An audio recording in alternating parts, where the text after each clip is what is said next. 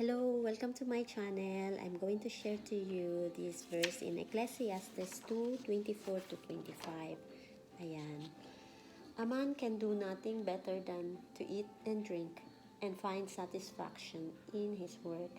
These two I see is from the hand of God. Ayan. Um, it says here that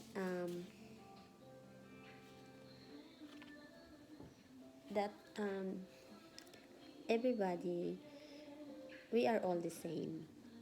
Even CEO, even if you're CEO or employee, poor or rich, we will eat and drink. The only difference is if you're eating like fried chicken or steak, but you're not enjoying what you're eating, you're not happy, and you don't have appetite, there's no difference with the poor people that has that is enjoying what they're eating, even if it's tuyo, even if it's just canned food or leftover food. They enjoy what they're eating and drinking. So god just God doesn't really want us to really pressure ourselves and stress ourselves with all those things that worries us. All Not everything, nothing is better. Like, even though we stress, we work, we worry, it's not gonna help us. And because, yeah, like whatever we do, like we we work hard and we buy many things, houses and cars and clothes, all of it, we will all go to dust anyway. So why not just enjoy your lot, enjoy what you have, enjoy your food, enjoy your drinks, whether it's just water or it's a cold orange juice. Just enjoy what you have, because that's what is from God and what God wants us to do. Like a child of God, if you have a child, you just like her or him to you like them to see eating and drinking and enjoying playing, enjoy their life. That's what God wants us to do. He doesn't like us to stress too much and pressure so much. And also, He wants us to have satisfaction in our work, because many of us are CEO of company but they are not satisfied, and some who are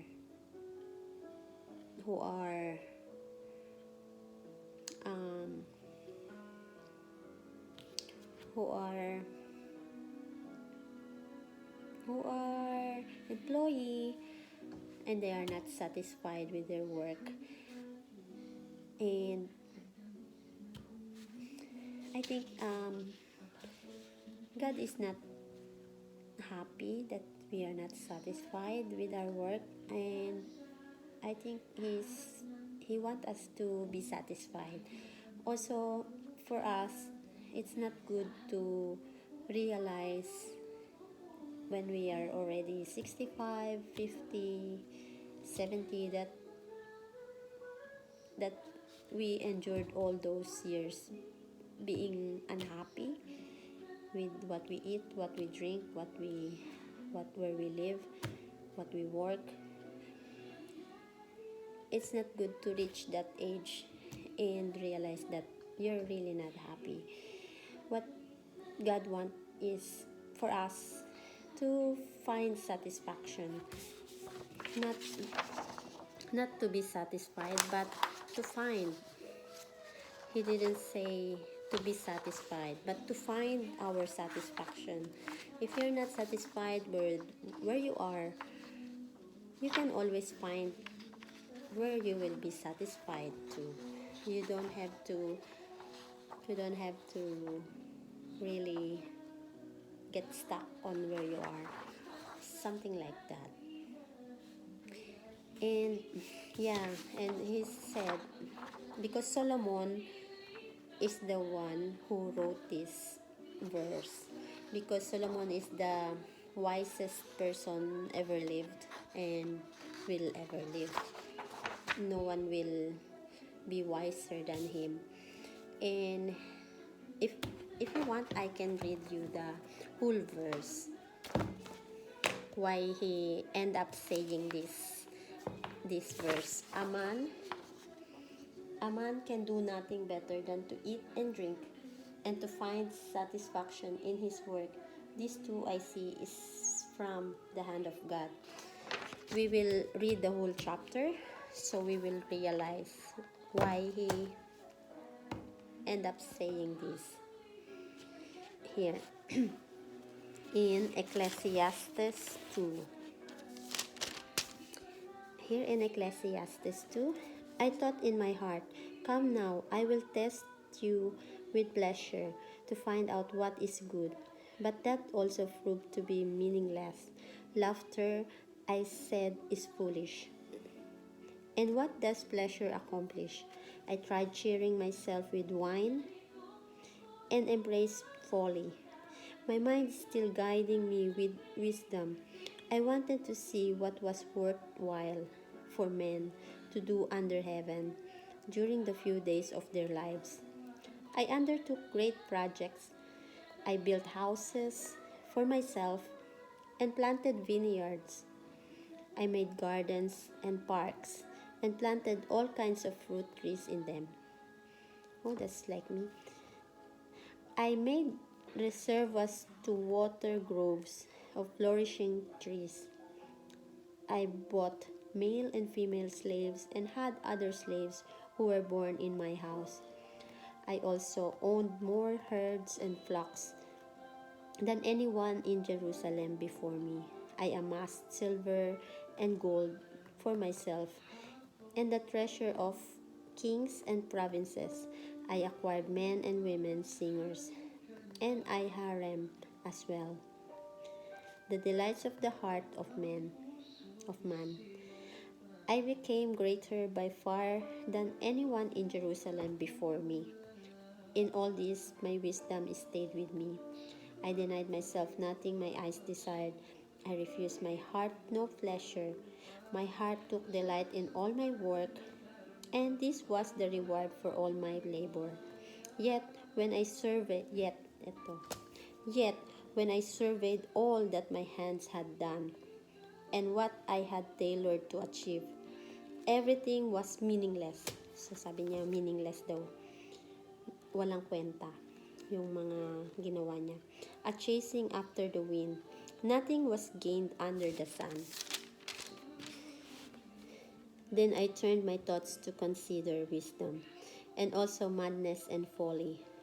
What more can the king's successor do than what has already been done? I saw that wisdom is better than folly, just as light is better than darkness. The wise man has eyes in his head, while the fool walks in the darkness. But I came to realize, this is what he realized, that the same fate overtakes them both. Then I thought in my heart, the fate of the fool overtakes me also. What then do I gain by being wise?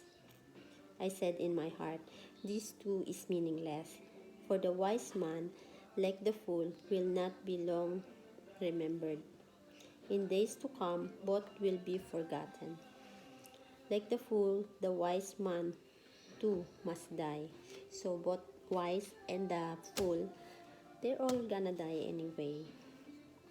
So King Solomon think that it's nonsense. It's meaningless. Walang kwenta in Tagalog. So I hated life, uh, sabi ni Solomon. So I hated life because the work that is done under the sun is grievous to me. All of it is meaningless, a chasing after the wind. I hated all the things I had tailored for under the sun because I must leave them to the one who comes after me. It's like meaningless daw yung ginawa niya kasi yung mga pagpapagal niya. It's meaningless everything that he've done. That's what he think because he will leave his splendor anyway to the next generation. Sabi niya, yung parang iiwanan niya kasi yung mga ari-arian niya na napakarami. Siya yung pinakamayaman noon. Sabi niya, I hated all the things I had tailored for under the sun because I must leave them to the one who comes after me, yun sabi niya. And who knows whether he will be a wise man or a fool. So he said, I don't know if I will leave it to a wise man or if I will leave him all my splendor to a fool man. Yet he will have control over the work into which I have poured my effort and skill under the sun. So parang naiinis siya. He's annoyed because he will give he will transfer his splendor and his kingdom to someone, and all his effort and skill will be given to the one who didn't even work for it. This too is meaningless. So my heart began to despair over all my toilsome labor under the sun. For a man may do his work with wisdom, knowledge, and skill, and then he must leave all he owns to someone who has not worked for it. So he said, I worked for it, and all my wisdom, knowledge, and skill, he did all the effort, and then he will just give it to the one who didn't work for it. It's like a free money for them. This too is meaningless and a great misfortune. What does a man get for all the toil and anxious striving with which he labors under the sun? All his days, his work is pain and grief. Even at night, his mind does not rest. So, Solomon does not rest even at night. This too is meaningless. A man can do nothing. Ito na yun. This is the verse. A man can do nothing than to eat and drink and find satisfaction in his work. This too, I see, is from the hand of God. For without him, who can eat or find enjoyment? To the man who pleases him, God gives wisdom, knowledge, and happiness. So, yung mga piniplease daw si God,